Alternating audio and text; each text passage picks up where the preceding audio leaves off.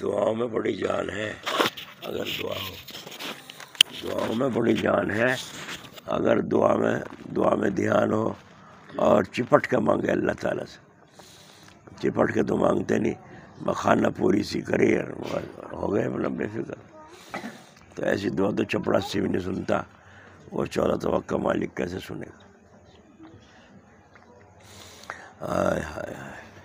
سجدے کی حالت میں حضور اکرم صلی اللہ علیہ وسلم جب دعائیں پڑھا کرتے تھے سبحان ربی الاعلیٰ اور دعائیں، تو ایسی کیفیت چھاتی سے آواز کی آتی تھی. حضرت عائشہ فرماتی ہیں جیسے ہانڈی میں جوش مار رہی ہو، ہانڈی جوش مار رہی ہو.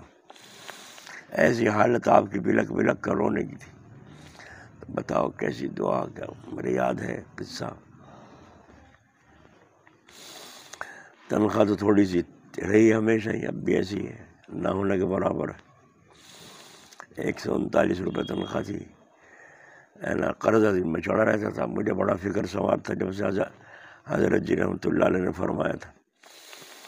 تو شب برات کی رات میں جب سنا کہ دعا قبول ہوتی ہے تو یہاں بیان ہوا، دعا کر کے یہاں سے سب چلے گئے اپنے اپنے دھندے میں. پہنچا عیدگاہ میں، اور عیدگاہ میں مصلی بچھا کے اور وہاں 2 رکعت نفل پڑھی.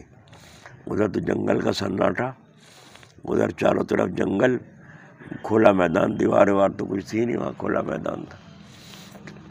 تو اور دل سے دعا نکلی، اور میں نے خوب رو رو کے دعا کی، اللہ اب کہ تو میرا قرضہ ادا کر دے، اس کے بعد کبھی میرے ذمہ قرضہ نہ ہو.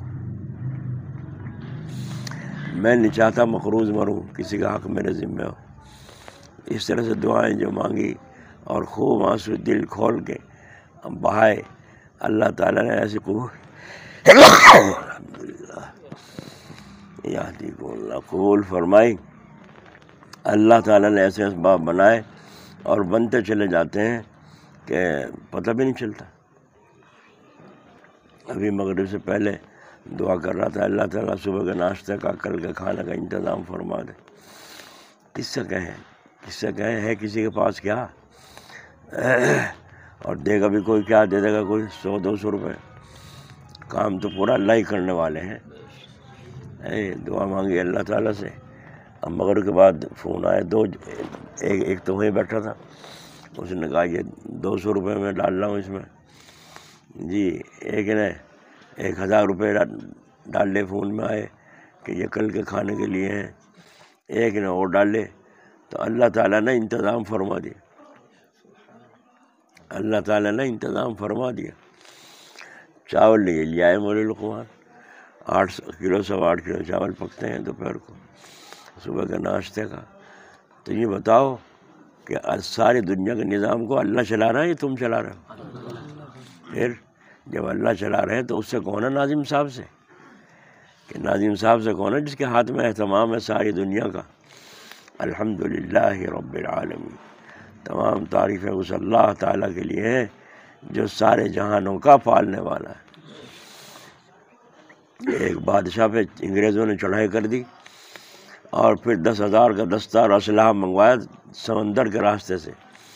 تو جب بادشاہ کو خبر ملی کہ 10,000 فوج کا دستہ اور اسلحہ لے کے اور چڑھائی کرنے کے لیے آ رہا ہے، تو بادشاہ کو ایسی ہول چھوٹی، بس گھر چھوڑ کے مسجد میں پہنچ گئے. اور ساری رات کبھی سجدے میں، کبھی بیٹھ کے، کبھی نماز میں، اور رو رو کر کے دریا بہا دیے اللہ تعالیٰ کے دربار میں. اے اللہ میں بہت کمزور ہوں، اے اللہ میں بہت کمزور ہوں، اے اللہ میں بہت کمزور ہوں. بس دعائیں مانگی.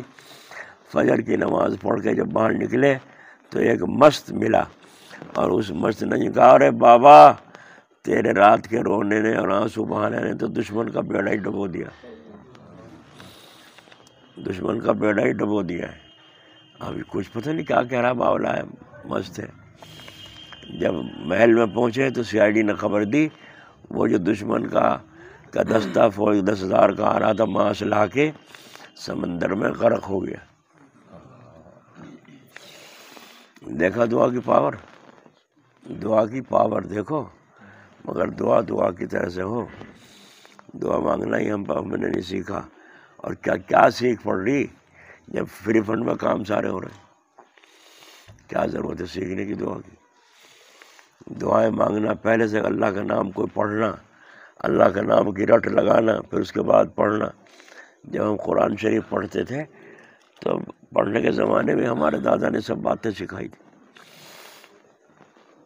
جب ہم یہ ولا وننا کے پارے میں آئے اور یہاں ہے وَإِذَا جَاءَتْهُمْ آیَةٌ قَالُوا لَن نُؤْمِنَ حَتَّىٰ نُؤْتَىٰ مِثْلَ مَا أُوتِیَ رُسُولُ اللَّهِ، تو ہمارے دادا نے بتایا، میں نے آج تک یاد ہے کہ یہاں تک پڑھ کے پھر دعا مانگ، اور دعا مانگ کے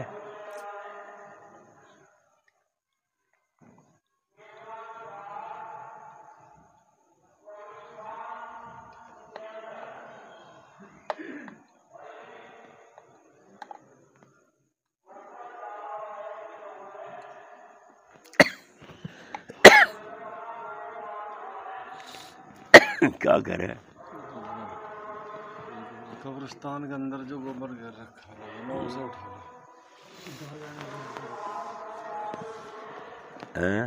آپ کو جانا دعا کے لیے کہا تھا۔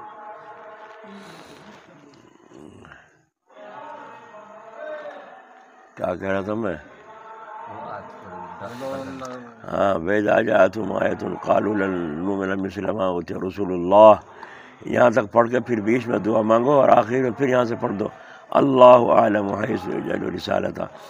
تو ان دو اللہ کے بیچ میں جو دعا مانگی جائے گی اللہ تعالیٰ ضرور قبول کرے گا، ہے نا۔ تو یہ بچپن میں ہمیں پڑھنے کے زمانے میں سکھاتے تھے، کیونکہ استاد ایسے ہی ہوتے تھے نا، پہلے پڑھے لکھے اللہ والے ہوتے تھے۔ آج اللہ والے ہیں نہیں، بس شین قاف کی تو کچھ فکر تھوڑی بہت ہے بھی، اور کہیں کی فکر نہیں۔ بہرحال تو بھائی دعا بہت بڑی چیز ہے، دعا بہت بڑی چیز ہے۔ جب دل بھائی ڈاکٹر سے ایک آدمی یوں کہے اجی واقعی بہت پریشان ہے بیچارہ، ساری رات بالولادہ دھیان سے دیکھ لی تو کہہ سکے، لیکن جس طرف سے مریض کہے گا اس طرف سے کوئی نہیں کہہ سکتا۔ جس کے لگی ہوئی ہوگی وہ جس انداز سے پکارے گا اس انداز سے کوئی نہیں پکار سکتا۔ تو دل کی لگی کو اللہ ہی بجھائیں گے، اور اسی کے ہاتھ میں سب نظام ہے عالم کا۔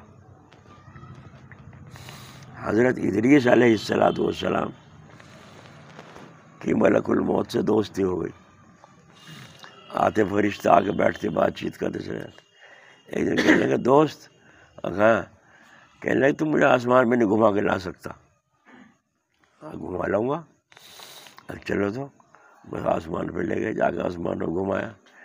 پھر کہنے لگے جنت میں نہیں گھما سکتا، اگر اللہ سے اجازت ہی لینی پڑے گی، اللہ تعالیٰ سے اجازت ہی لینی پڑے گی۔ اللہ سے اجازت ہی لے لی، اور لے کے اجازت جنت میں پہنچ گئے۔ اور جنت میں پہنچ کے جا کے کہنے لگے یہ بتا تو روح کس طرح نکالے؟ جب تو دوست ہے دوستی کا حق تو بتا، میں روح نکال کے بتا کس طرح نکالے؟ انہوں نے کہا، انہوں نے نکال لی، نبی تھے وہ تو، روح نکال لی، پھر لوٹا دی، کہہ رہے اس طرح نکال لو۔ کہہ رہے اچھا چلو۔ کہہ رہے کہاں؟ جہاں سے آئے تھے، جنت میں آ گئے، یہاں سے جاؤں گا میں؟ جو جنت میں آ گیا وہ جاؤ گا وہاں سے نکالا تھوڑا ہی جاوے گا۔ رہا موت کا سوال، موت مجھے تو نے بھیجی تھی، روح تو نے نکالی لی تھی، اب دو دفعہ نکال لگا، ہے نا۔